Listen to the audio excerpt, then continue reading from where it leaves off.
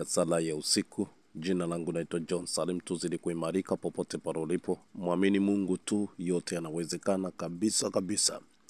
Wakati wa leo tuendelee na sala hii usiku wa leo.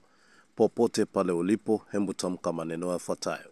Sema: Bwana Yesu, ninakuja mbele zako. Ninahitaji ulinzi kutoka kwako. Nilinde usiku huu wa leo.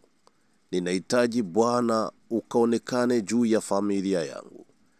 Linda nyumba yangu, linda chumba changu, linda watoto wangu, linda elimu yangu, linda na kazi yangu. Ninahitaji Bwana ulinzi wako udumu ndani ya maisha yangu. Katika jina la Yesu Kristo aliye hai. Amen. Basi weka mkono kwenye kifuani na kuombea pale ulipo. Bwana Yesu anaenda kufanya jambo juu yako. Baba, katika jina la Yesu Kristo aliye hai, ninaomba juu ya ndugu huyu wakati huu wa leo. Ninaomba Bwana ulinzi wako ukadumu juu ya maisha yake. Pengine anapitia changamoto ya magonjwa.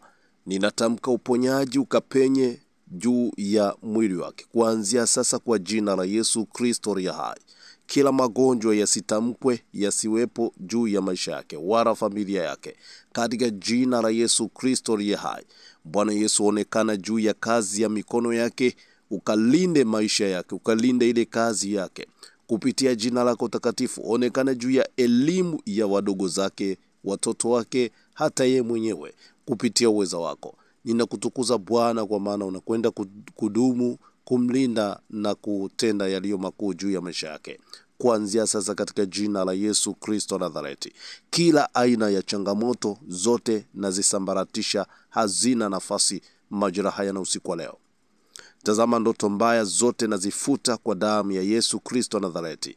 Damu ya Yesu Kristo ikutakase, ikulinde wakati huu wa leo, usiku huu wa leo. Sifa na utukufu na kurudishia wewe Bwana umetenda. Amen.